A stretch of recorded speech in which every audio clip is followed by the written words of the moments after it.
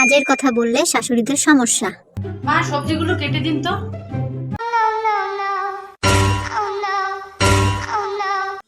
সবজি আমি কাটবার পাবো না? আমি উঠবার পাই না, ববার পাই না, কোনখানে হাইটটা যাবার পাই না, তুমি আমারে ক সবজি কাটবা? ঠিক আছে ঠিক আছে ঠিক আছে মা, আপনার কাটতে লাগবে না, আমি কেটে নেব। তার ঠিক 30 মিনিট পর। মা কি? ও বাড়ির কাকিমা বলছিল কি ও পাড়ার মাঠে না দুয়ারে সরকার বসেছে। দুয়ারে সরকার বসেছে?